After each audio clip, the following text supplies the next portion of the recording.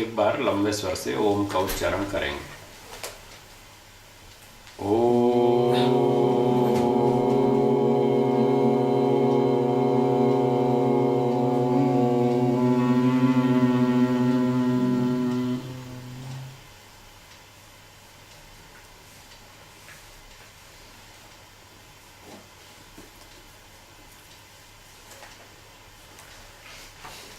कहाँ तक हो गया पाठ?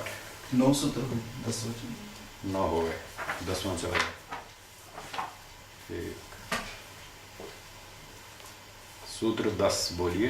अभाव अभाव प्रत्यय प्रत्यय आलंबना आलंबना वृत्तिर वृत्तिर निद्रा। निद्रा।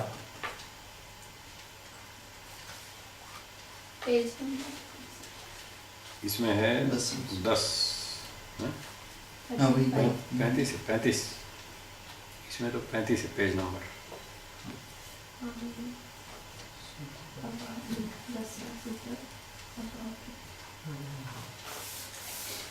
अब ये निद्रा वृत्ति है चौथी, 5 में से चौथी वृत्ति।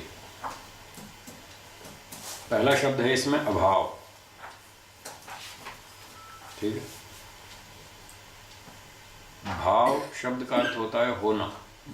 भू सत्तायाम भू धातु, इससे बनेगा भाव। भाव का अर्थ है होना, और शुरू में अ लगाएंगे तो अर्थ उलट जाएगा। अभाव न होना।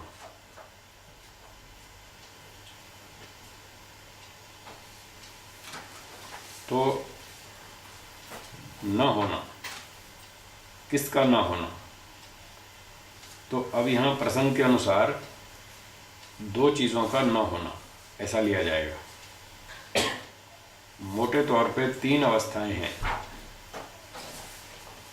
एक है जागृत, दूसरी स्वप्न, तीसरी सुषुप्ति। सुषुप्ति का ही नाम निद्रा है। जागृत, स्वप्न और निद्रा। अब यहाँ चर्चा है निद्रा की, तो 3 में से 1 होगी, 2 नहीं होंगी। तो जब निद्रा की बात करेंगे तो जागृत और स्वप्न का अभाव हो जाएगा।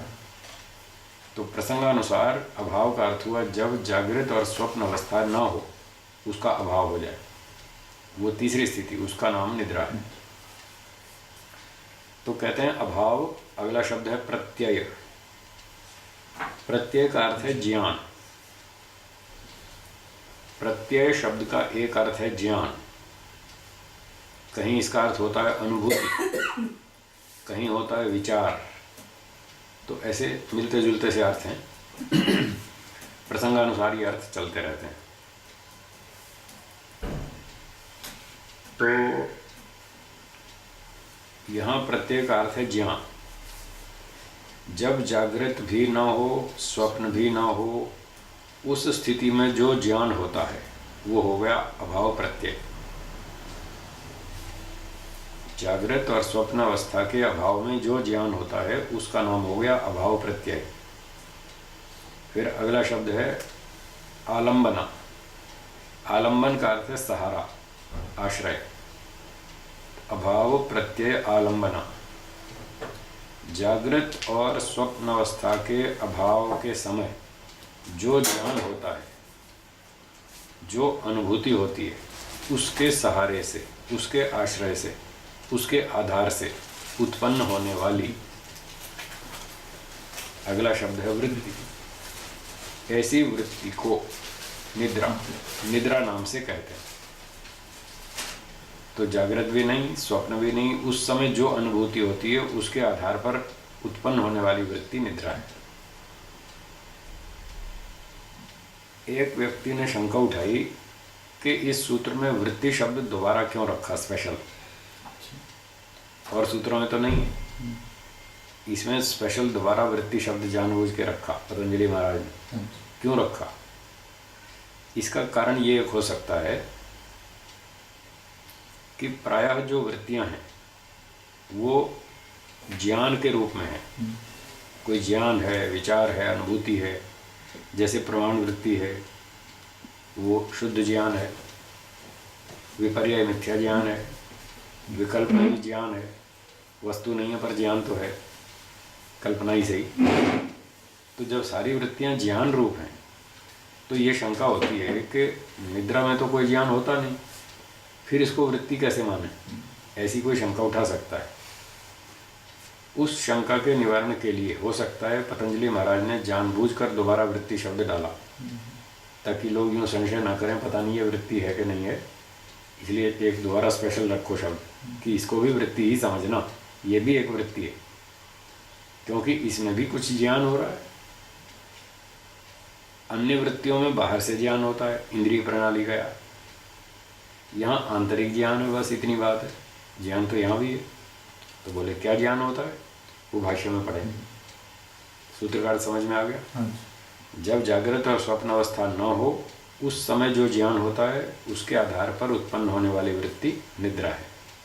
तो ये भी एक वृत्ति है, 5 में से चौथी। अब भाष्य पढ़ेंगे। साच साच संप्रबोधे संप्रबोधे प्रत्यवमर्शात् प्रत्यवमर्शात् प्रत्यय विशेषः प्रत्यय विशेषः सा वह निद्रा, सा स्त्रीलिंग है, निद्रा शब्द भी स्त्रीलिंग है। तो साच वह जो निद्रा है, संप्रबोधे जागने पर, जब व्यक्ति सुबह सोकर उठता है, जागता है, उस समय जागने के बाद प्रत्यवमर्शात्, प्रत्यवमर्श कहते हैं पिछले अनुभव का स्मरण करना, जो पिछला अनुभव हुआ उसको याद करना, इस याद करने का नाम है प्रत्यवमर्श। तो सुबह उठ करके व्यक्ति याद करता है और बोलता है, क्या बोलता है, आज तो बहुत अच्छी नींद आई, मज़ा आ गया, इतनी बढ़िया गहरी नींद आई, पता ही नहीं चला कहाँ गई सारी रात, ऐसा बोलता है। तो उसको याद आता है ना कि आज तो बहुत अच्छा लगा, आज निद्रा में बहुत सुख मिला। यदि उसको सुख ना मिला होता, सुख की अनुभूति ना की होती, तो ये भूतकालिक वाक्य कैसे बोलेगा कि मैं सुख से सोया। आपने ताजमहल देखा है? नहीं देखा? बम्बई चौपाटी तो देखी, वो तो देखिए। अच्छा, कोई आपसे पूछे आपने बम्बई चौपाटी देखी, तो आप क्या बोलेंगे, हाँ या ना? हाँ। अगर नहीं देखी तो कैसे हाँ बोलेंगे? देखिए तभी तो हाँ कह रहे हैं। हाँ, झूठ बोलने वाले की बात अलग है, आप झूठ नहीं बोलते, हम इतना विश्वास करते हैं हम ये विश्वास करते हैं कि आप सच बोलते हैं, और आप कह रहे हैं हाँ हमने चौपाटी देखी और ताजमहल नहीं देखा। तो जिसको आप कह रहे हैं हमने देखा, इसका मतलब उसका आप अनुभव कर चुके, तभी तो उसके बारे में स्मृति बोधक वाक्य बोल रहे हैं कि हाँ हमने देखा, आपको स्मृति है कि हाँ हमने चौपाटी देखी। तो इसी तरह से एक व्यक्ति सुबह उठकर कहता है वाह रात को सुख से सोया, इसका मतलब उसने सुख के समय सुख को भोगा, सुख का अनुभव किया। यदि न किया होता तो ये ऐसा नहीं बोलता कि मैं सुख से सोया। और अब उसको याद आ रहा है सुबह उठ करके, और अब वो उस अनुभूति को अब व्यक्त कर रहा है, अब बोल रहा है कि मैं सुख से सोया। तो सुख का अनुभव तो सोते समय किया 6 घंटा, और उस समय क्योंकि सो रहा था तो बोल नहीं पा रहा था, इसलिए बोल नहीं पाया। अब जागने पर बोल पा रहा है, अब कहता हाँ मैं रात को सुख से सोया। तो जागने पर जो बोला स्मृति करके, तो इसका मतलब है वो भी प्रत्यय विशेष हो, वो भी एक विशेष ज्ञान है, एक अनुभूति है, सोते समय उसको अनुभूति हुई, इसलिए ये वृत्ति है। इसको मना नहीं कर सकते, ये नहीं कह सकते कि वृत्ति नहीं है, इसमें भी विशेष अनुभूति होती है। तो बोला कथम, प्रश्न उठाया कि कैसे मान लिया जाए कि उस समय आपको ज्ञान हुआ, सोते समय भी कोई ज्ञान हुआ। उसका उदाहरण आगे देते हैं, बोलिए। सुखम अहम अस्वाप्सम प्रसन्नम मे मनः प्रज्ञां मे विशारदी करोति। तो एक अनुभव सुनाया सुबह उठने वाले ने, सुखम अहम अस्वाप्सम, मैं सुख से सोया, बहुत अच्छी नींद आई, मज़ा आ गया, रात को बढ़िया मौसम था, ठंडक अच्छी थी, कोई मच्छर नहीं था, कोई गर्मी भी नहीं थी, बढ़िया नींद आई गई, और दिन भर के काम से थका भी हुआ था, बहुत मज़ा आया। और इस समय प्रसन्नम में मन, मेरा मन बहुत प्रसन्न है, मैं खुश हूँ, एकदम फ्रेश, चुस्त। प्रज्ञाम में विशारदी करोति, मेरा मन मेरी बुद्धि को विकसित कर रहा है। मेरी बुद्धि भी स्वस्थ है, मन भी ठीक है, बस एकदम मैं फ्रेश हूँ। अब बोलो क्या करना, अब जो काम बताओ बहुत स्पीड से बढ़िया चुस्ती से करूँगा, अब मैं एकदम बढ़िया फ्रेश हूँ। ऐसा व्यक्ति अनुभव करता है और बोलता है। तो इसका अर्थ है रात को उसने सुख का अनुभव किया। जब अच्छी निद्रा आई सात्विक तो ये अनुभूति, और कभी राजसिक दूसरे ढंग की निद्रा आई तो फिर अलग अनुभूति। वो है दुखम अहम अस्वाप्सम, दुःखम अहम अस्वाप्सम, स्त्यानम में मनो, स्त्यानं मे मनो, भ्रमति भ्रमति अनवस्थितम। अनवस्थितम। जब रात को मच्छर काटते रहे, गर्मी लगती रही, नींद नहीं आई, खाटिया भी ढीली ढाली थी, रात भर करवट बदलते रहे, मज़ा नहीं आया। खटिया भी ढीली डाली, नींद में मज़ा नहीं आया, तो क्या बोलेगा? दुखम अहम अस्वाप्सम, रात को मज़ा नहीं आया, मज़ा नहीं आया, ऐसे ही परेशानी रही, अच्छी नींद नहीं आई, दुखी होते रहे, खाऊंगा, मच्छर काटते रहे, गर्मी लगती रही, खाटिया भी ढीली थी, बस ऐसे ही टाइम पास हो गया, पर मज़ा नहीं आया। स्त्यानम में मनो, मेरा मन खोया खोया सा है, मेरा मन स्वस्थ नहीं है, मेरा मन खोया खोया सा है, समझ में नहीं आ रहा कुछ, ऐसे है जी। और भ्रमति अनवस्थितम, अस्थिर से ऐसा है, बस मन इधर घूम रहा है उधर घूम रहा है, चंचल जैसा है, टिक नहीं रहा मन, जम नहीं रहा, कुछ काम करने की इच्छा नहीं है, ऐसे उखड़ा उखड़ा सा है। ये रजोगुणी निद्रा का प्रभाव है। सुबह उठकर व्यक्ति ऐसा अनुभव बताता है। और तीसरी तमोगुणी निद्रा गाढ़म। हाँ बोलिए, प्रश्न है। ये सामान्य लोगों की अनुभूतियां हैं या ये किसी की भी हो सकती है, योगी की? हाँ उसकी भी हो सकती है। अगर रात को अच्छी नींद नहीं आई तो वो भी यही कहेगा, साहब रात को मच्छर काटते रहे, वो ओडोमॉस भी नहीं थी और गर्मी इतनी थी, लाइट भी चली गई, पंखा भी नहीं था, मच्छरों ने सोने ही नहीं दिया रात भर, तो वो भी बेचारा दुखी रहेगा रात को। परेशानी तो उसको भी होती है, खाना तो उसको भी चाहिए, नींद उसको भी चाहिए, कपड़ा उसको भी चाहिए, मूल आवश्यकताएं तो सभी की पूरी होनी चाहिए। तो इस तरह से सभी को यह अनुभव होता है, सुख से सोया, दुख से सोया। अब तीसरी अनुभूति है तामसिक। तामसिक निद्रा कैसी होती है?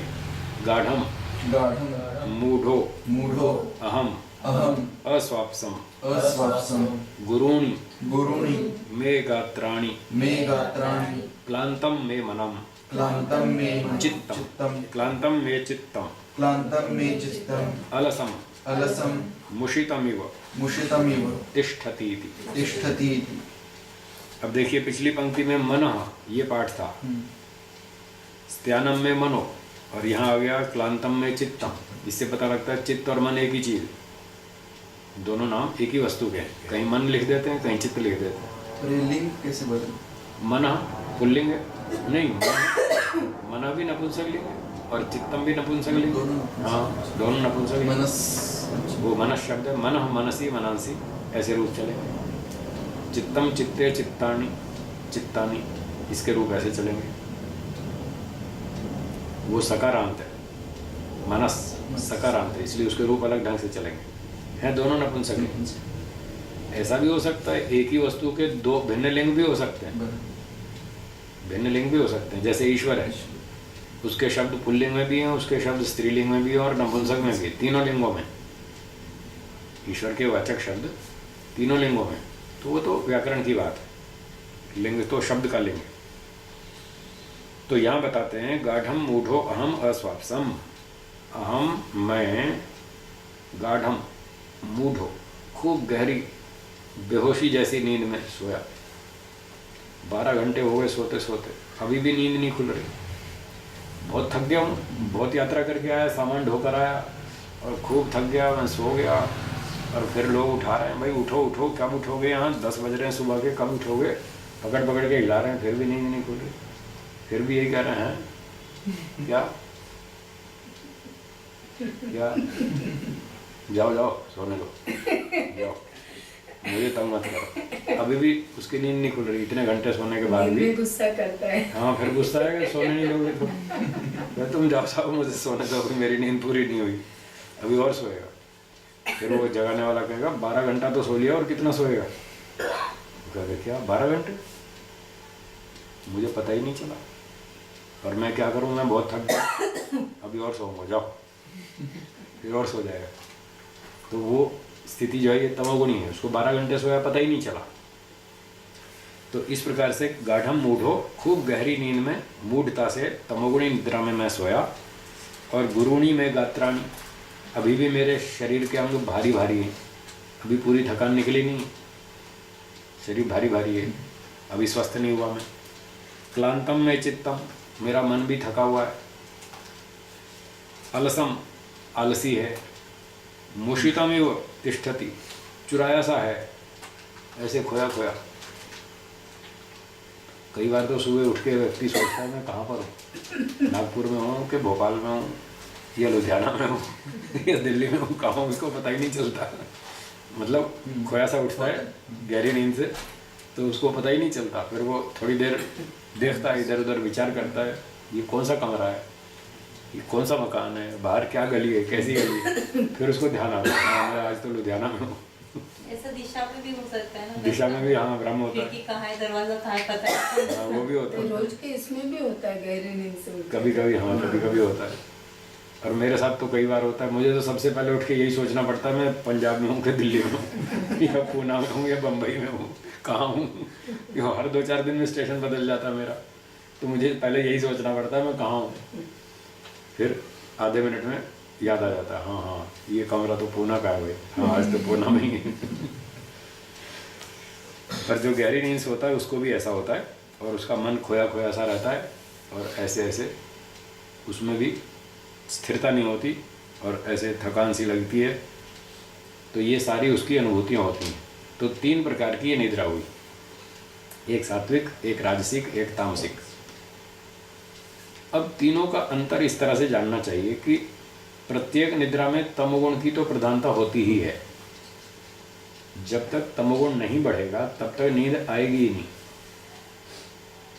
अच्छा। नींद आती ही तब है जब तमोगुण बढ़ जाए।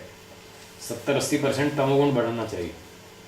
तो दिन भर काम करते करते हम थक जाते हैं, तो थकते जाते हैं, शरीर में तमोगुण बढ़ता जाता है, और रात को 10 बजे तक अच्छी तरह से बढ़ जाता है। 70-80%, 85% बढ़ जाता है। फिर जब इतना बढ़ जाता है तो फिर नींद आती है, फिर ऐसे ऐसे आँख बंद होती है, झटका आता है, फिर कहता है अच्छा भाई चलो कल बात करेंगे, अब हम सोएंगे, नींद आ रही है। तो 80-85% तो तमोगुण हो गया, 90%। जब उसके साथ 10% सत्वगुण जुड़ जाएगा तो पहली निद्रा आएगी, सुखम अहम स्वापसा। तो 10% जब सत्वगुण जुड़ेगा तो उसके कारण उसको निद्रा में सुख मिलेगा। वो 10% सत्वगुण आवश्यक है सुख वाली निद्रा के लिए, क्योंकि सुख तो सत्व ने ही देना है, और तो कोई गुण देता नहीं, सुख तो सत्वगुण ही देता है। तो यदि निद्रा में सुख की प्राप्ति हुई है तो 10% वहाँ सत्वगुण का सहयोग जानना मानना चाहिए। और जब सत्वगुण की बजाय 10% रजोगुण जुड़ गया तो राजसिक निद्रा हो जाएगी, दुखम अहम अस्वापसम। और जब पूरा ही 100% तमोगुण हो तो बेहोशी वाली नींद आएगी। पता ही नहीं चलेगा 12 घंटे निकल गए, तो उसमें पूरा ही तमोगुण, इसलिए बेहोशी जैसी नींद है। ये 3 तरह की निद्रा में अंतर है। स्वामी जी, हाँ जी। हमेशा सत्वगुण जैसी नींद है उसके लिए क्या करना चाहिए? हाँ, हमेशा सत्वगुण वाली नींद आए उसके लिए क्या करना चाहिए? इसका उत्तर है अपनी दिनचर्या फिट रखनी चाहिए, टाइम टेबल बनाना चाहिए, समय पर सो, समय पर उठो, रात को जल्दी सो 10 बजे, सुबह जल्दी उठो 4-5 बजे, व्यायाम करो, ध्यान करो, हवन करो, स्वाध्याय करो, सत्संग करो, चिंतन मनन करो, फिर अपना जो भी जॉब है अपना दिन भर का व्यावसायिक कार्य वो करो, पढ़ाई है तो पढ़ाई करो, पढ़ाना है, प्रचार करना है, ऑफिस जाना है, नौकरी व्यापार जो भी करना है वो पूरी मेहनत से और ईमानदारी से करो, ताकि शाम तक थक के चूर हो जाओ। अच्छी तरह से थकान आनी चाहिए, इतना काम दिन में करना चाहिए, शारीरिक बौद्धिक पूरी तरह से आदमी थक जाए, फिर देखो बढ़िया नींद आएगी, सत्व निद्रा आएगी 10 बजे। ऐसे करना चाहिए। अब जो लोग काम नहीं करते, शारीरिक श्रम नहीं करते, बुद्धि से मेहनत नहीं करते, बस ऐसे आलसी बने बैठे हैं, कोई टारगेट नहीं, कोई लक्ष्य नहीं, इधर बैठते हैं उधर बैठते हैं, वहाँ गप मारते हैं यहाँ गप मारते हैं, थोड़ी चाय पीते हैं, थोड़ा अखबार पढ़ते हैं, टीवी देखते हैं, फिर इधर उधर टाइम बर्बाद करके अपना सो जाते हैं। तो उनको क्या नींद आएगी अच्छी? कुछ काम तो किया ही नहीं, थकान तो आई नहीं, तो फिर अच्छी नींद नहीं आएगी, सात्विक निद्रा नहीं आएगी। तो पूरा थकना चाहिए अच्छी तरह से, इस तरह से फिर बढ़िया नींद आती है। आगे पढ़ेंगे। स खलु अयम स खलु अयम प्रबुद्धस्य प्रबुद्धस्य प्रत्यवमर्शो प्रत्यवमर्शो न स्यात् न स्यात् असति असति प्रत्यय प्रत्यय अनुभवे। अनुभवे। कहते हैं असति प्रत्यय अनुभवे।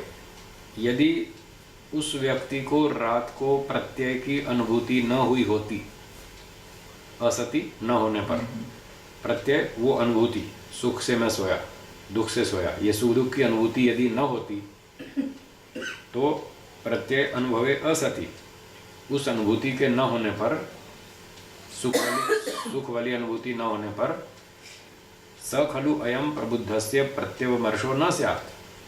सुबह उठकर जो जाग करके व्यक्ति बोलता है तो उसको ये स्मरण नहीं आएगा। यदि अनुभूति नहीं हुई तो स्मृति नहीं आएगी, क्योंकि स्मृति तो बनती है संस्कार से और संस्कार बनता है अनुभूति से। यदि हमने अनुभूति नहीं की तो संस्कार नहीं बनेगा, संस्कार नहीं बना तो स्मृति पैदा ही नहीं होगी। पर उसको तो स्मृति आ रही है, मैं रात को सुख से सोया, बहुत मजे से सोया, उसको तो स्मृति आ रही है। तो इसका अर्थ है उसके अंदर संस्कार बना है, और संस्कार कब बनेगा? जब अनुभूति होगी। इसलिए भाष्यकार लिखते हैं यदि उसको अनुभूति न हुई होती सुख दुख आदि की तो उसका ये प्रत्यवमर्श यानी स्मृति ये होती नहीं, उसको स्मृति आती ही नहीं। इसको देखना हो तो एक चौथी अवस्था है, उसको बोलते हैं मूर्छा। मूर्छा, बेहोशी।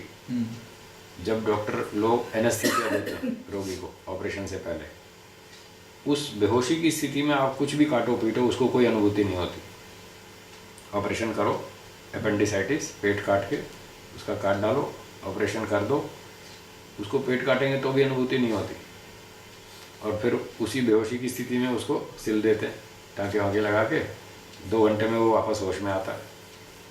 और फिर वो होश में आने के बाद कहता है भाई क्या बात है, तुम ऑपरेशन क्यों नहीं करते अब तक, क्यों देर लगा रहे हो? तो लोग कहते हैं तुम्हें पता नहीं चला, ऑपरेशन तो हो गया। हो गया, बहुत दर्द करता है। कब हो गया? अरे तुम्हें पता ही नहीं चला। वो देखता मुझे तो कोई याद नहीं आ रहा कब हुआ ऑपरेशन। तो उसको 2 घंटे के अंदर अनुभूति हुई नहीं। जब अनुभूति हुई नहीं तो उसका संस्कार नहीं बना। संस्कार नहीं बना तो स्मृति नहीं आएगी। ऐसा लगता है जैसे उसके जीवन में 2 घंटे एब्सेंट हो गए। वो 2 घंटे का समय था ही नहीं उसके जीवन में, क्योंकि उसकी अनुभूति नहीं हुई, संस्कार नहीं बना, उसकी स्मृति नहीं आएगी। फिर जब उसको कहते हैं तुम यहाँ हाथ रख के देखो गरम गरम लग रहा है, फिर कहता है हाँ यहाँ तो गरम लग रहा है। बोले देखो अब गरम लग रहा, पता लग गया ना हुआ कि नहीं हुआ? अब पता चला, हाँ हाँ हो गया भाई, हो गया। तो जैसे जैसे वो अनुभूतियों में आएगा, सेंसेस में आएगा, बेहोशी से बाहर आएगा, तो वैसे वैसे उसको दर्द होना शुरू होगा। अब कहेगा हाँ हाँ अब पता चल गया, हो गया ऑपरेशन। या ऐसा भी हो कि जो निद्रा में संस्कार होते हैं ना, हाँ वो थोड़े कम होते हैं, यानी जागृत अवस्था से बहुत कम, हाँ। फिर भी पकड़ में आते हैं उठने के बाद। महासुषुप्ति या मूर्छा में और भी कम स्तर के होते हो जो पकड़ में ही ना आए, तो फिर पता कैसे चले हुआ क्या नहीं हुआ? पकड़ में ही नहीं आए तो उसका प्रमाण क्या? प्रमाण तो होना चाहिए ना कोई। क्योंकि ज्ञान तो होता रहेगा ना कुछ आत्मा को। नहीं नहीं नहीं, ऐसा नहीं। बहुत सूक्ष्म। प्रलय अवस्था में ज्ञान होता है क्या? प्रलय में नहीं होता, तब क्यों नहीं होता? वहाँ तो मन ही नहीं रहता। तो वो बात कट गई ना कि कुछ तो ज्ञान होते रहना चाहिए, ऐसा आवश्यक नहीं है। जीवात्मा को सदा ही ज्ञान होना चाहिए, आवश्यक नहीं है। नहीं, मन में तो यदि उसके साधन ठीक हैं, साधनों का कनेक्शन ठीक है, साधन प्रॉपर वर्किंग है, तो अनुभूति होगी। ये कंडीशनल है। अब बेहोशी में उसके साधन निष्क्रिय कर दिए गए। ब्रेन से जो नस नाड़ियों का संबंध था वो उन नाड़ियों को निष्क्रिय कर दिया गया, तो संदेश जाना आना बंद हो गया, इसलिए अनुभूति खत्म हो गई। दवाओं से निष्क्रिय कर दिया, तो जब निष्क्रिय कर दिया तो अनुभूति नहीं होगी। और जब वो वापस क्रियाशील हो जाएंगी नस नाड़ियाँ 2 घंटे बाद, उस दवा का असर खत्म हो जाएगा, फिर संदेश आना शुरू हो जाएगा, फिर पता चलेगा हाँ हाँ कुछ हुआ है ना। फिर हाथ लगा के देखेगा, हाँ गर्म लग रहा है, कुछ हुआ है। फिर देखेगा, हाँ ड्रेसिंग भी हुई है, पट्टी वट्टी बंधी हुई है, लगी हुई है। तो इस तरह से जो चौथी अवस्था है ना, मूर्छा, बेहोशी, उसमें अनुभूति नहीं होती, ऐसा माना जाता है। इसलिए उसको चौथी अलग गिना, सुषुप्ति से अलग गिना। तो उसमें भेद होना चाहिए, तभी अलग गिनेंगे। और ये जो वृक्षों में होती है महासुषुप्ति, उसमें तो उनको दुख बहुत होता होगा ना? हाँ, उसमें आंतरिक अनुभूतियाँ हैं। आंतरिक अनुभूति। हाँ, ये आंतरिक अनुभूतियाँ हैं, बाह्य अनुभूतियाँ नहीं हैं। बेहोशी में तो आंतरिक अनुभूति भी खत्म है। इसलिए बेहोशी और इस वृक्ष की अवस्था में भी भेद है, अंतर है। इसको पूरी तरह बेहोश नहीं कह सकते, जैसे रोगी को बेहोश करते हैं, ये वैसा नहीं है। ये आधा बेहोश है, आधा होश में है। इसलिए वो खाता है, पीता है, सारे काम करता है, उसके अंदर संतान उत्पन्न भी होती है, संतति चलती है, केले से केला, अनार से अनार, अंगूर से अंगूर, गेहूँ से गेहूँ, चने से चना। कोई बेहोश आदमी थोड़ी आगे संतान पैदा करता है, उसमें ये सब नहीं होता है। पर इसमें तो होता है, वनस्पतियों में, वृक्षों में होता है। इसलिए उसको पूरा बेहोश नहीं कहेंगे हम। तो सबसे ज्यादा दुख उनको ही होता है ना, वृक्षों को? अब ये कहना कठिन है, क्योंकि जैसी योनि है। हाँ, उस हिसाब से लगता तो है कि उनको दुख होता है। दुख तो होता ही है, इसमें कोई शंका नहीं है। मनुष्यों को जितना होता है उनके अपेक्षा बहुत होता होगा। ये पता नहीं, अब ये कहना कठिन है, इसका कोई प्रमाण नहीं मिला। प्रमाण नहीं। हाँ, ये तो ठीक है कि उनकी सुविधाएं छीन ली गई हैं, चलने फिरने की सुविधा छीन ली, पूरे पराधीन है, वो खड़े रहो।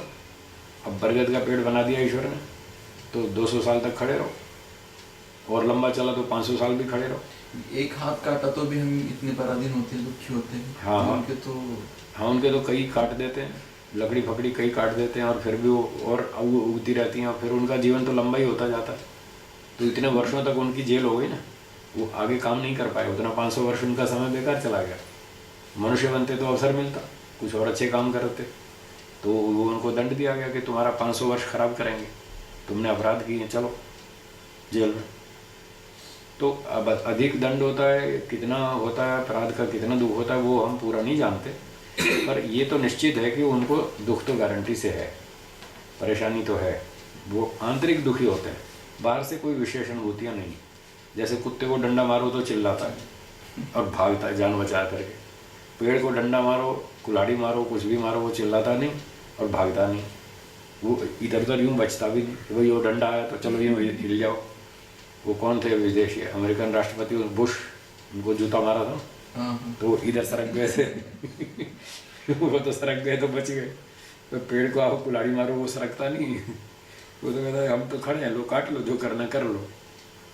तो इस होता होगा ना काटने? हाँ, अंदर से तो होता होगा, थोड़ा बहुत कम होता होगा बाहर से। कोई पनिशमेंट बोल के किया परमात्मा ने? बिल्कुल दंड व्यवस्था है, दंड व्यवस्था है, बिल्कुल ऐसी योनि में भेजा, तुम्हारे को काट के पशु पक्षियों के खाने के लिए भेजा ना, व्यवस्था है जैसे। हाँ जी, फिर पशु पक्षी खाएंगे, मनुष्य भी खाएंगे, वृक्षों के फल खाएंगे, सब्जियां खाएंगे, गेहूं चना ज्वार बाजरी खाएंगे। लेकिन ये भी जीवात्मा दंड बोल के किया परमात्मा।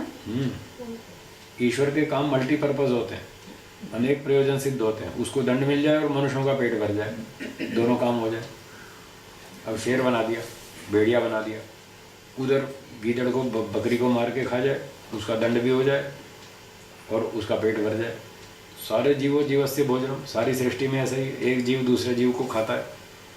समुद्र में बड़ी मछली छोटी मछली को खाती है, ऐसी ऐसी मछलियाँ हैं, एक ही गप्पे में वो 250-500,000 मछली खा जाती हैं, छोटी छोटी।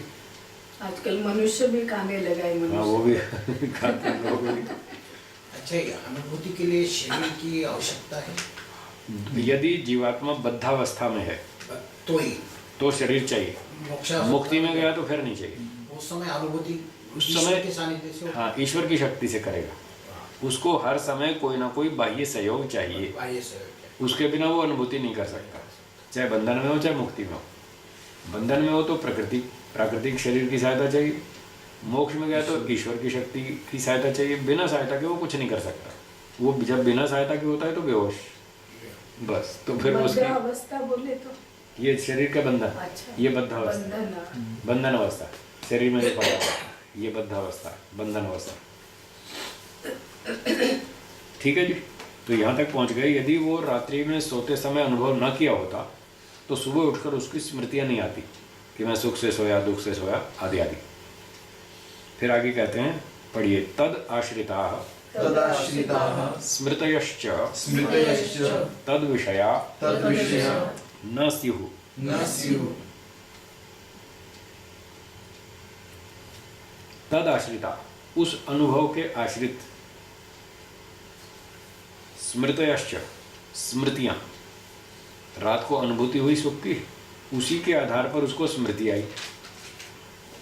और किस विषय में आई? उसी सुख के विषय में आई। तद विषया, सुखानुभूति के विषय में ही उसको स्मृति आई। यदि वो अनुभूति ना होती तो उसके आधार पर उसको स्मृति नहीं आती कि मैं रात को सुख से सोया, सुख आदि के विषय में उसको कोई स्मृति नहीं आती। और जब स्मृति नहीं आती तो वो बोल नहीं पाता कि मैं सुख से सोया। बोल तो वही पाएगा जिसको सुख की अनुभूति हुई हो। जैसे आपने ताजमहल देखा या नहीं देखा, देखा तो बोलेंगे हाँ देखा, नहीं देखा तो नहीं बोलेंगे नहीं देखा। चौपाटी देखी तो आप बोलेंगे हाँ हमने देखा। टीवी में देखा तो कहेंगे हाँ हमने टीवी में देखा। तो जैसा देखा वैसा ही तो बोलेंगे। तो यदि नहीं देखा तो नहीं बोल पाएंगे, न उसकी स्मृति आएगी, न उसकी अभिव्यक्ति कर पाएंगे। परंतु व्यक्ति बोलता है सुबह उठकर, मैं सुख से सोया। इसका अर्थ है रात को सोते समय उसने सुख का अनुभव किया है। तो सार क्या निकला? आगे पढ़िए, तस्मात् तस्मात् प्रत्यय विशेषो प्रत्यय विशेषो निद्रा। निद्रा। इसलिए निद्रा जो है प्रत्यय विशेष है, एक अलग प्रकार का चौथे ढंग का ज्ञान, पिछले तीन से अलग है, इसलिए वो भी एक वृत्ति है। सा च समाधौ समाधौ इतर प्रत्ययवत् इतर प्रत्ययवत् निरोधव्या निरोधव्य इति। इति। इसलिए वो भी एक वृत्ति है, एक अलग प्रकार का ज्ञान है। वो भी समाधि में इतर प्रत्ययवत्, अन्य प्रत्ययों के समान, अन्य वृत्तियों के समान, निरोधव्या, वो भी रोकने योग्य है, उसको भी रोकना है। तो समाधि में रोकना है, 24 घंटे नहीं रोकना। हाँ, कई लोग कहेंगे साहब निद्रा को तो रोकने को लिखा है तो 24 घंटे सोना ही नहीं। ऐसा नहीं, फिर तो पागल हो जाएगा, सोएगा नहीं तो रोगी हो जाएगा, दिमाग खराब हो जाएगा और फिर मर भी जाएगा। सोना तो बहुत ज़रूरी है। आयुर्वेद कहता है स्वास्थ्य के 3 आधार हैं, आहार, निद्रा, ब्रह्मचर्य। तो देखो निद्रा उसमें 3 में से एक है। अगर निद्रा ठीक नहीं है तो रोगी हो जाएगा व्यक्ति, स्वस्थ नहीं रहेगा। इसलिए निद्रा तो आवश्यक है स्वास्थ्य के लिए। तो 6 घंटा 7 घंटा सो जाओ, अपनी नींद पूरी कर लो। फिर जब ध्यान में बैठेंगे तब नींद नहीं आनी चाहिए, ध्यान के समय इसको रोकना। जैसे प्रमाण वृत्ति को बताया था, व्यवहार में इसका लाभ उठाओ, उपासना के समय रोको। ऐसे ही निद्रा 7 घंटे दिन में, रात में 7 घंटे व्यवहार काल में सो जाओ, और जब ध्यान में बैठेंगे तब इसको रोकना। तो ध्यान के समय, उपासना के समय नींद नहीं आनी चाहिए। कई लोग रात को 12 बजे उठ के ध्यान करते हैं, कई 2 बजे करते हैं, और वो क्या करते हैं, ऐसे बैठ जाते हैं ध्यान में, और थोड़ी देर में नींद आती है, फिर वो यूँ ऐसे सर झुक जाता है, और फिर धीरे धीरे झुकता जाता है, फिर ऐसे सो जाते हैं। वो बैठे रहते हैं घंटे भर, आधे घंटे सोते रहते हैं। फिर थोड़ी सी नींद खुलती है, अरे हम तो ध्यान कर रहे थे, चलो फिर सावधान हो गए, फिर बैठ गए, फिर आधा घंटा फिर सो जाएंगे, फिर सुबह उठ के कहेंगे आज रात को बहुत अच्छा ध्यान लगा। फिर पड़ोसियों को बताएंगे आज रात को बहुत अच्छा ध्यान लगा। फिर कोई पूछेगा अच्छा कैसा लगा, क्या अनुभूति हुई? वो कहेगा कुछ पता ही नहीं चला। जब सो ही गए तो पता क्या चलना था आपको? अब तो सो ही गए, ध्यान में कोई ध्यान थोड़ी था, अब तो सो रहे थे, तो वो तो निद्रा थी, वो ध्यान नहीं था। इसलिए कहा ध्यान में, उपासना में, चित्त वृत्ति निरोध में निद्रा भी एक वृत्ति है, उसको भी रोकना है और ईश्वर का चिंतन करना है। तो रात को 12 बजे उठ के ध्यान नहीं करना, वो ध्यान का समय नहीं है, वो सोने का समय है। खाने के समय खाओ, सोने के समय सो, ध्यान के समय ध्यान कर, हर चीज़ का अपना समय। तो 10 से सुबह 4 बजे तक 6 घंटा सोने का समय है। अच्छा स्वामी जी, दिन में सोना चाहिए नहीं? अगर बहुत थकान लगती हो और आप व्यायाम खूब करते हो और पढ़ाई खूब करते हो और दिमाग थक जाता हो और काम नहीं बनता हो, चलता हो, तो सो जाओ, 1 घंटा आराम कर लो। और अगर आवश्यकता नहीं लगती है तो मत सो, आवश्यकता की बात है। भूख लगे तो खाओ, नहीं लगे तो नहीं, नींद आए तो सो, नहीं आए तो नहीं, ठीक है ना। तो 7 घंटा लगभग औसत एक मनुष्य को सोना चाहिए, ऐसा आयुर्वेद और आज के मेडिकल साइंस वाले बोलते हैं। तो कोई व्यक्ति रात को 10 से 5 बजे तक 7 घंटा पूरा कर ले तो ठीक है, फिर दिन में उसको समय मिलता नहीं सोने का, तो रात को 7 घंटा कर लो पूरा। किसी को दिन में समय मिलता है तो 6 घंटे रात को सो ले, 1 घंटा दिन में सो ले, तो 10 से 4 6 घंटा रात को हो गया, 1 घंटा दिन में सो लिया, पूरा हो गया 7 घंटा। तो निद्रा 7 घंटा तो सोना चाहिए, निद्रा लेनी चाहिए सभी को। हाँ, ये एक मोटी औसत बात है, औसत मनुष्य को इतना सोना चाहिए। एज ग्रुप के हिसाब से ये घटती बढ़ती है निद्रा। जैसे 18-15 साल से 7 घंटा चाहिए सोने को, 15 साल से 12 साल से, और 50-60 साल तक 7 घंटा सोना का चाहिए समय। फिर जैसे जैसे उम्र बढ़ेगी, 60 के ऊपर जाएगी, तो नींद अपने आप कम हो जाती है, फिर 6 घंटा रह जाएगी, आएगी नहीं नींद। क्यों? शारीरिक श्रम तो होता नहीं, 60 साल के बाद शरीर से कोई व्यायाम श्रम होता नहीं, तो नींद अपने आप घट जाती। फिर जैसे जैसे और उम्र बढ़ती है, 70 हो गया, 75 हो गया, 80 हो गया, और 5 घंटे ही रह जाएगी। 80 के बाद तो 4 साढ़े 4 ही आती। तो जैसे जैसे उम्र बढ़ती है नींद कम होती जाती है, श्रम कम हो जाता है, थकान आती नहीं, तो नींद भी नहीं आती। और छोटे बच्चों को नींद अधिक आती है, और उनको चाहिए भी। छोटे छोटे बच्चे होते हैं जब पैदा हुए 15 दिन के, 20 दिन के, वो तो 20-20 घंटा सोते हैं। उनकी तो खुराक है सोना, वो सोएंगे नहीं तो वो शरीर बढ़ेगा ही नहीं, इसलिए वो तो सोते ही रहते हैं सारे दिन। बस नींद खुली, दूध पिया और अपना फिर सो गए फिर 2-4 घंटा सो लिए, फिर थोड़ी देर बाद नींद खुली, थोड़ा हाथ पैर मारा, फिर थोड़ी भूख लगी, थोड़ा दूध पी लिया और फिर सो। वो तो 20-15 घंटे 18 घंटे सोते ही रहते हैं। फिर जैसे जैसे उम्र बढ़ती जाती है तो नींद अपने आप घटती जाती है। ऐसे 5 साल के हो गए तो नींद कम हो गई, 10 घंटा सोए। फिर 8 साल के हो गए तो 9 घंटा सोए। 12 साल के हो गए तो 8 घंटा सोए। 15 साल के हो गए तो 7 घंटा। अब 15 से फिर 7 घंटे चल पड़ती है, 60 साल तक फिर औसत 7 घंटे ही चलती है, इस तरह से। तो इस निद्रा को भी उपासना के समय रोकना है। योगश चित्त वृत्ति निरोधा, 24 घंटे नहीं रोकना, इस तरह से। ये हो गई चौथी वृत्ति। द्वेषम। हाँ, ये जो स खलु अयम प्रबुद्धस्य है ना, इसमें स किसका सर्वनाम? अनुभूति का है या? ये प्रत्यवमर्श, स पुल्लिंग है ना, तो ये प्रत्यवमर्श, ये भी पुल्लिंग है। तो स अयम प्रत्यवमर्श ऐसे जोड़ेंगे। प्रबुद्धस्य, सुबह जागे हुए व्यक्ति का यह प्रत्यवमर्श, स्मृति न स्यात्, नहीं होना चाहिए। कब? असति प्रत्यय अनुभव। यदि उसने रात को सोते समय सुख का अनुभव नहीं किया तो उसको जागने पर स्मृति भी नहीं होनी चाहिए। और हो रही है स्मृति, इसका अर्थ है उसने किया है अनुभव, बस वो किया है तो फिर वो वृत्ति बन गई, और वो फिर उपासना में बाधक है। इसलिए उपासना में नींद नहीं आनी चाहिए। आती हो तो सावधान हो जाओ, मुँह हाथ धोकर बैठो, आचमन करो, थोड़ा पानी पी लो, कमर सीधी करके बैठो, और चुस्ती से ऐसे बैठो, भुजाएं सीधी रखो, और ऐसे थोड़ा सा ठीक ठाक तन के बैठो, बहुत तन के नहीं, ठीक ठाक तन के बैठना चाहिए चुस्ती से, ताकि नींद आलस्य ना आए। और ठंड के दिनों में ज़्यादा रजाई में बैठेंगे तो फिर ज़्यादा गर्मी बढ़ती है, उससे भी नींद आती है। तो ज़्यादा गर्म वस्त्रों में भी नहीं बैठना चाहिए, ऐसे शॉल ले लो, कंबल ले लो हल्का हल्का, ठंड भी परेशान ना करे और ज़्यादा गर्मी से नींद भी ना आए। इस तरह से संतुलन करके चलना चाहिए। और निद्रा कस्मात् प्रमाणम न भवति? क्योंकि प्रमाण में तो इंद्रिय प्रणाली का से काम होता है, वो प्रत्यक्ष है। वो तो बाह्य प्रत्यक्ष है सारा, बाह्य प्रत्यक्ष है। फिर अनुमान भी बाहर से हो रहा है, प्रत्यक्ष के आधार पे अनुमान हो रहा है। शब्द प्रमाण भी बाह्य इंद्रियों से, कान से हो रहा है। तो निद्रा तो बाह्य कार्यक्रम है ही नहीं, ये तो अंदर का है, इसलिए प्रमाण के अंतर्गत नहीं है। मन से तो हो रहा है उसका प्रत्यक्ष। किसका? हाँ, तो वो मन से जो हो रहा है, मन से व्यक्ति जाग नहीं रहा है।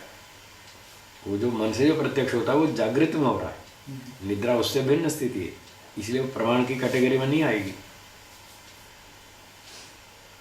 एक व्यक्ति जागृत अवस्था में आंख बंद करके मन से सुख का अनुभव कर रहा है, वो भी मन से कर रहा है, निद्रा में भी मन से कर रहा है, ये तो समान था। लेकिन निद्रा में वो जागृत नहीं है, अभाव। हाँ, वहाँ जागृत का अभाव है, इसलिए कैटेगरी बदल गई। तो उसको प्रमाण कोटि के अंतर्गत नहीं गिनेंगे, आंतरिक प्रत्यक्ष में नहीं गिना जाएगा, मतलब प्रत्यक्ष वाली वृत्ति में नहीं गिनेंगे। भले ही आंतरिक अनुभूति तो गिन लेंगे, पर प्रत्यक्ष प्रमाण वाली कोटि में नहीं गिन सकते, उससे ये डिफरेंट है। वो जागृत अवस्था अलग है और सोने की स्थिति अलग है, इसलिए इसको 3 से अलग चौथी वृत्ति बनाया, 4th कैटेगरी अलग, 5वां चौथा वर्ग अलग किया। और जो समाधि है या योग, उसमें भी तो प्रत्यक्ष होता है। हाँ, उसको वृत्ति से अलग गिना। अलग गिना। हाँ, नहीं तो वो वृत्ति मानेंगे तो फिर हर चीज को ही रोकना पड़ेगा। तो हमें ये कैटेगरी वाली वृत्तियाँ रोकनी है, ये रोकनी, ये वाली नहीं रोकनी। हाँ, ये नहीं रोकनी, ये तो समाधि में सहयोगी है, और ये जो बाधक है इसको रोकना। निद्रा बाधक है, और वो सुख दुख की आंतरिक अनुभूतियाँ वो बाधक है, और आँख खोल के बाहर से देखते रहना वो बाधक है। तो ये जो 5 वृत्तियाँ रोकनी है, रोकने का अर्थ सीधा सीधा है कि ये सब बाधक है। तो जितने बाधक कार्यक्रम है वो सब वृत्तियाँ हैं, और बाकी जो सहयोगी है उसको वृत्ति से अलग रखेंगे। जैसे हम ईश्वर उपासना करेंगे तो मंत्र भी बोलेंगे, मंत्र का अर्थ भी याद करेंगे, वहाँ अर्थ की स्मृति भी रहनी चाहिए। अब जो अर्थ की स्मृति है, मंत्र पाठ की जो स्मृति है, वो यहाँ बाधक नहीं है, इसलिए उसको वृत्ति के रूप में नहीं गिनेंगे, उसको वृत्ति से अलग रखेंगे। और जो बीच में कूदेगी और बाधक बनेगी वो वृत्ति मानेंगे। तो वृत्तियों को रोकना है, और जो साधन है सहयोगी उसका सहारा लेना है, उसका उपयोग करना है, इस तरह से समझना चाहिए। ठीक है, और कोई प्रश्न?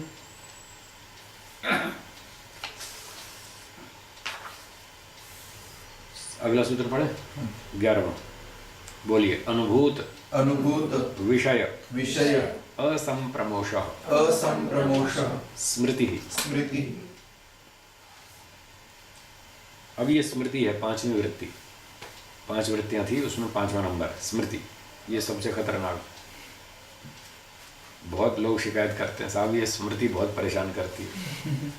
हम बस बैठते हैं ध्यान में और स्मृतियां शुरू हो जाती हैं, और जितना जितना हम मन को रोकते हैं उतना उतना बढ़ती जाती हैं, और ध्यान में ही ज़्यादा स्मृतियाँ आती हैं और दिन में नहीं आती। ये भी एक समस्या है, ऐसी लोगों की शिकायत है कि दिन में हमको इतना परेशान नहीं करती है वृत्तियाँ जितना ध्यान के समय करती। तो पहले तो इसी का समाधान करते हैं। स्मृतियाँ तो सारा दिन चलती हैं, ध्यान में भी चलती हैं, दिन में भी चलती हैं, खूब चलती हैं। फिर लोगों को ऐसा क्यों लगता है कि दिन में परेशान नहीं करती और ध्यान के समय ज़्यादा परेशान करती? ऐसा इसलिए लगता है कि ध्यान के समय व्यक्ति आंख बंद करके बैठता है और दिन भर आंख खुली रहती है। जब आंख खुली रहती है तो हमारा दिमाग बाहर की चीज़ों में लगा रहता है, तो मन में कितनी स्मृतियाँ उठाई उसको ऑब्जर्व करने का समय ही नहीं मिलता, अवसर ही नहीं मिलता, बहुत कम मिलता है। तो बहुत सी स्मृतियाँ आती हैं, चली जाती हैं, और व्यक्ति पकड़ ही नहीं पाता कि दिन में भी स्मृतियाँ आ रही हैं, क्योंकि आधा दिमाग तो बाहर लगा है। और जब ध्यान में बैठता है तो जो बाहर जो अटेंशन थी वो उसकी बंद होगी, तो अब आंख बंद करने के बाद जो दिमाग बाहर गया था वो वापस आ गया। अब उसके पास पूरा अवसर है चेक करने का कि हाँ अब कौन सी वृत्ति आ रही है, अब कौन सी स्मृति आ रही है। अब वो पूरा देखता है उसको, जब देखता है तो उसको ऐसा लगता है ये सारी मुसीबत अभी शुरू हुई, दिन भर तो कुछ नहीं था और अब सारी ढेर सारी स्मृतियाँ आ रही। हाँ तो दिन में भी रही थी, तब आप उसको पकड़ नहीं पा रहे थे, अब आप पकड़ पा रहे हैं, बस इतनी बात है।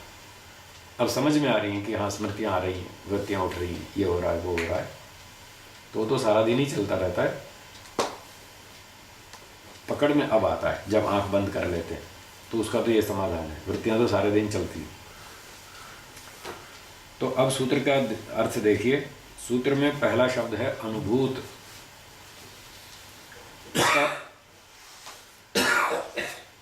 इसका अर्थ है जो अनुभव कर लिया। क्ता प्रत्यय है अनुभूत शब्द में, क्ता प्रत्यय, जिसका अनुभव कर लिया।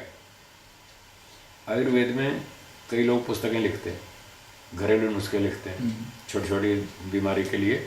जुकाम हो गया तो ये कर लो, और बुखार आ गया तो ये कर लो, आपका सब ठीक ठाक हो जाएगा। फिर वो नुस्खा लिख करके अंत में लिखते हैं ये अनुभूत प्रयोग है। इस प्रयोग को हम अनुभव कर चुके हैं, इसका प्रैक्टिकल कर चुके हैं और इसका बढ़िया रिजल्ट मिला। और व्यक्ति फटाफट ठीक हो जाता है। ये अनुभूत प्रयोग है। तो अनुभूत का अर्थ वही है जो हम अनुभव कर चुके। अब यहाँ क्या है अनुभूत? यहाँ है विषय। अनुभूत विषय। विषय का मतलब रूप, रस, गंध, शब्द, स्पर्श, जो भी 5 इंद्रियों के विषय हैं, जिन विषयों का हम अनुभव अपने जीवन में कर चुके अब तक, जन्म से लेकर अब तक, खाया पिया, घूमे फिरे, देखा सुना, जो भी किया, जितना जितना हम अनुभव कर चुके विषयों का, वो है अनुभूत विषय।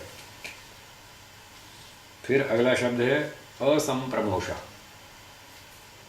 इसमें भी 4 टुकड़े करेंगे। एक अ, फिर सम, फिर प्र, फिर मोषा। शब्द को तोड़ लेने से अर्थ करने में आसानी होती है। अब अंतिम शब्द है मोषः। संस्कृत भाषा में एक मुष धातु है। मुष, अभी आपकी बात, मुषयति, हाँ मुषति, हाँ मुषितमिव, मुषितम, हाँ मुषितमिव तिष्ठति, ये आया था ना। तो ये मुष धातु है। इसका अर्थ है मुष स्तेये, स्तेय, चोरी करना। तो मोषः का अर्थ है चोरी करना, चुराया जाना। जब कोई चीज़ चुराई जाती है तो क्या वो आँख के सामने दिखती है? फिर नहीं दिखती। एक व्यक्ति ने मंदिर में गया और चप्पल उतारी, अंदर गया, और जब लौट के आया तो चप्पल नहीं दिख रही, चप्पल गायब। तो क्या बोला, साहब मेरी तो चप्पल चोरी हो गई, मैंने यहाँ रखी थी, अब तो दिख नहीं रही, लगता है कोई ले गया चोरी कर। कई लोग तो जाते ही इसलिए मंदिर में चप्पल चुराने के लिए जाते। वो कोई भजन भी गाते थे,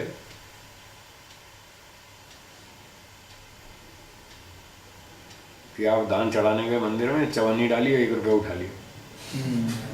ऐसे भी जाते हैं। लोगों को क्या दिखाते हैं, साहब मैंने 10 रुपया रखा है, 1 रुपया उठाया, 9 रुपये मैंने दान किए। या 5 रुपये का नोट रखा है, 1 वापस लिया तो 4 दान किए। लोगों को तो ये दिखाते हैं, पर होता क्या है, चवन्नी रख के 1 रुपया उठा लेते हैं। तो ऐसा कोई भजन वजन गाते थे कि चवन्नी रख के 1 रुपया उठाते हो और मंदिर में जाके चप्पल चुराते हो, तो ये क्या तुम भगत हो? ये कोई भक्ति है तुम्हारी? तो मोषः का अर्थ है चुरा लिया जाना। तो जब कोई वस्तु चुराई गई तो उस समय वो वहाँ दिखती नहीं, अनुपस्थित हो जाती है। अब इसमें सम और प्र, ये 2 खंड और जोड़ दिए। सम सम्यक रूपेण, प्र प्रकर्षेण। तो सम्यक रूपेण प्रकर्षेण मोषः, संप्रमोषः। अच्छी प्रकार से किसी चीज़ का चुराया जाना, अच्छी प्रकार से किसी चीज़ का अनुपस्थित हो जाना, ये हो गया संप्रमोषः शब्द का अर्थ। अब फिर शुरू में अ लगाएंगे, फिर उल्टा हो जाएगा कि किसी चीज़ का अच्छी प्रकार से न चुराया जाना, बल्कि उल्टा उपस्थित हो जाना। संप्रमोषा में तो अनुपस्थित हो जाएगा और असंप्रमोषा में उपस्थित हो गया। तो यहाँ कह रहे हैं अनुभूत विषय का असंप्रमोषा, बचपन से अब तक देखे खाए पिए चीज़ों का मन में उपस्थित हो जाना, अनुभव किए विषयों का मन में उपस्थित हो जाना, इसका नाम स्मृति है। तो 5 साल पहले आप चौपाटी में गए और आपने खाया पिया, घूमा फिरा, भेलपूरी खाई, शाम को समुद्र किनारे सैर की, और जो जो घटनाएं हुई वो आपका अनुभूत विषय है। और अब आप बैठे यहाँ ध्यान में, और ध्यान में बैठे और वो अनुभूत विषय जो है वो उपस्थित हो गया। आप बैठे तो थे पूना में ध्यान करने। ओम आनंद।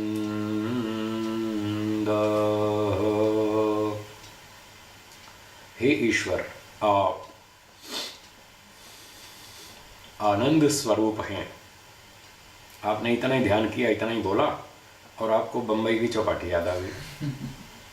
5 साल पहले गए थे, हाँ बहुत अच्छा समुद्र का किनारा था, बड़ी ठंडी हवा चल रही थी और समुद्र की लहरें आ रही थी, कभी तेज़ तेज़ आती थी, कभी झाग भी उठती थी। और फिर वहाँ भेलपूरी वाले खूब स्टॉल लगा के बैठे थे। फिर एक वो नारियल पानी वाला भी पानी बेच रहा था, फिर एक गुब्बारे वाला भी था, और एक सींग चना बेच रहा था। वो आवाज़ लगा रहा था, सींग सींग। तो हमारी इच्छा हुई उसको छेड़ने की, तंग करने की, तो हमने उसको बोला, तो उसने पीछे मुड़ के देखा तो हमने इधर उधर देखा, जैसे हमने थोड़ी बुलाया उसको, तो हम इधर उधर देखने लगे। तो वो बेचारा परेशान हो गया, किसी ने मुझे बुलाया, कोई दिखता नहीं। फिर वो आगे चल पड़ा, तो 1 मिनट बाद फिर हमने उसको छेड़ा, सींग चने वाले को। अब वो जो सीरीज थी आपको पूरी याद आ जाएगी और आप 5-7 मिनट उसी स्मृतियों में घूमते रहेंगे। फिर 5-7 मिनट के बाद याद आएगा, अरे हम तो पूना में बैठे थे, ये बम्बई कहाँ पहुँच गए, हम तो ध्यान कर रहे थे, ये चौपाटी पे कैसे पहुँच गया। नहीं ये तो गड़बड़ है, चलो छोड़ो वापस, फिर ईश्वर का ध्यान करेंगे। और फिर आप शुरू करेंगे, ओम न्यायकारी,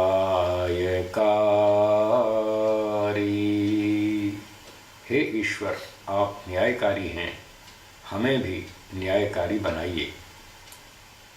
ओम न्यायकारी।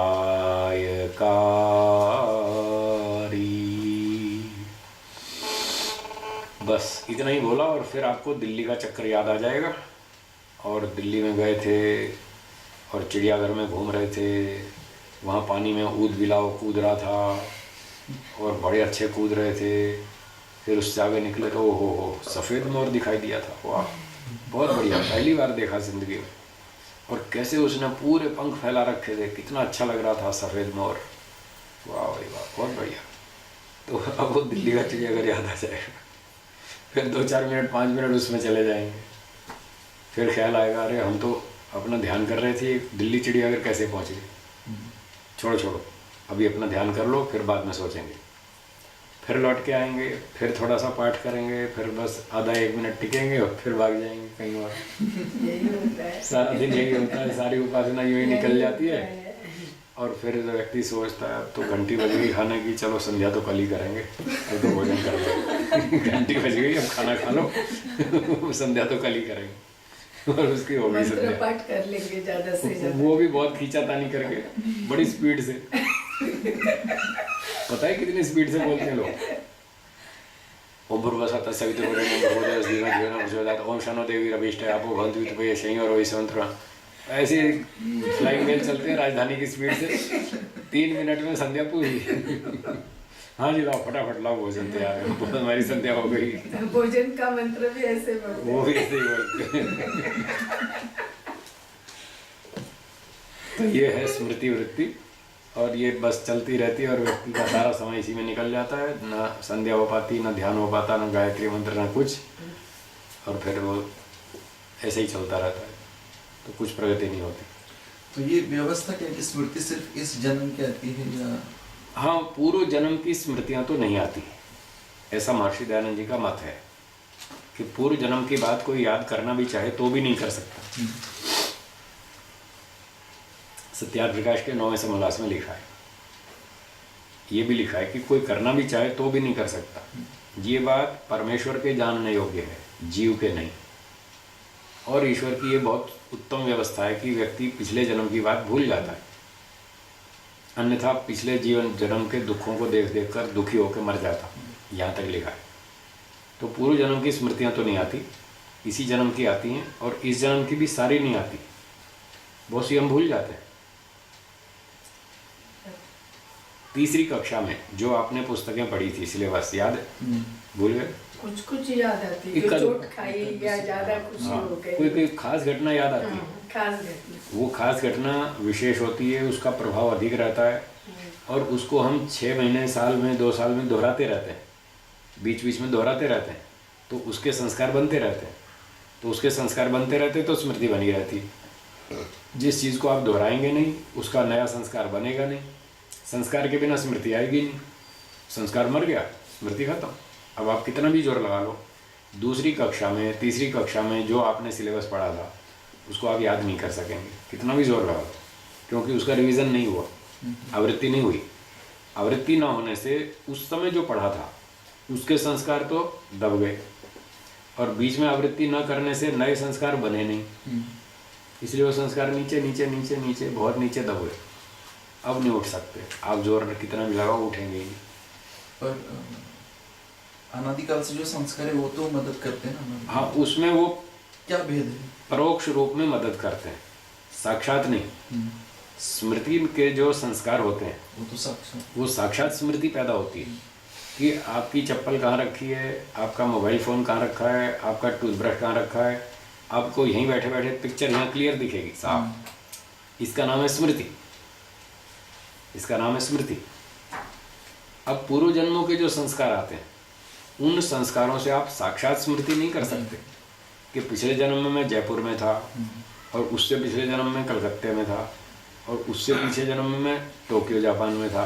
वो आपको यूँ साक्षात स्मृति नहीं आएगी जैसे यहाँ जूते चप्पल की आती है और अपने मोबाइल फ़ोन की आती है कि मेरा फ़ोन कहाँ रखा है, चप्पल कहाँ रखी है, ब्रश कहाँ रखा है, वो तो साक्षात दिखता है। तो पूर्व जन्मों के जो संस्कार आते हैं वो हमको उस दिशा में प्रेरित करते हैं, परोक्ष रूप से प्रेरित करते हैं बस। तो यदि किसी क्षेत्र में किसी विद्या में हमारी रुचि है, स्वाभाविक रुचि है बचपन से ही, तो ये समझना चाहिए कि इस विद्या के हमारे पूर्व संस्कार हैं जो हमारी रुचि उस दिशा में उत्पन्न कर रहे हैं। अब सब लोगों को एक ही विद्या पढ़ाओ तो सबकी रुचि नहीं होती। 50 विद्यार्थी एक कक्षा में पढ़ते हैं, एक ही अध्यापक पढ़ाते हैं गणित, क्या सबको एक जैसा समझ में आता है? नहीं आता। क्यों नहीं आता? कि सबके गणित विद्या के संस्कार नहीं हैं। जिसके हैं वो फटाफट सीखेगा, एक ही बार सिखाएंगे फटाफट एक ही बार में सीख जाएगा। जिसके संस्कार उससे कम है उसको 2 बार बताना पड़ेगा, जिसके और भी कम है उसको 4 बार, तब जाके समझ में आएगी वो बात जो पहले को एक ही बार में आ गई। और कोई ऐसा फिसड्डी होगा उसको 6 बार समझाओ तो भी पल्ले नहीं पड़ेगा, वो फेल ही हो जाएगा कि साहब मेरी समझ में नहीं आता, मेरे बस का नहीं, कितना ही सिखाओ फिर भी नहीं आएगा। तो इसका मतलब उसके विद्या के संस्कार नहीं। प्रयास तो कर सकता है ना, लेकिन प्रयास करो, जितना करेंगे थोड़ा थोड़ा हो जाएगा। प्रयास तो कर सकता है, नए पुरुषार्थ से नए संस्कार बनाए जा सकते हैं, पर उसमें मेहनत खूब करनी पड़ेगी। जो मेहनत करेगा, इतना हिम्मत वाला होगा, उसकी तो प्रगति हो जाएगी। और जो हिम्मत नहीं करेगा, पुरुषार्थ नहीं करेगा, वो कहेगा ठीक है यार, खाओ पियो, किसने देखा है, ये क्यों हमने ठेका लिए सारी मगजमारी करने हैं।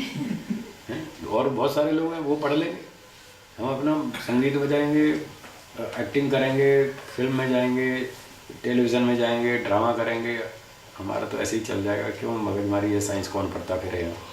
वो पूरी टेबल याद करो एलिमेंट्स की, हीलियम, हाइड्रोजन, नाइट्रोजन, ऑक्सीजन, ये कौन याद करेगा, इनके एटॉमिक नंबर कौन याद करेगा।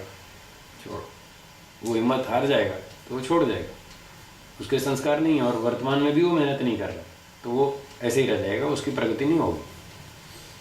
जो मेहनत करेगा उसकी होगी। जिसके पूर्व संस्कार होंगे वो थोड़ी मेहनत में जल्दी आगे बढ़ जाएगा, जिसके कम होंगे उसको ज़्यादा मेहनत करनी पड़ेगी, तब वहाँ पहुँचेगा। इस तरह से सारा कार्य चलेगा। तो ये सूत्रार्थ हो गया। अनुभव किए हुए विषयों का मन में फिर से उपस्थित हो जाना, ये स्मृति है। तो व्यवहार में तो ये काम किए। एक आदमी घर से निकला ऑफिस, तो उसको इतना तो याद रखना पड़ेगा मेरा घर कहाँ है। अगर यही भूल गया मेरा घर कहाँ है, तो शाम को काम कहाँ पहुँचेगा, किसी के घर में घुस जाएगा।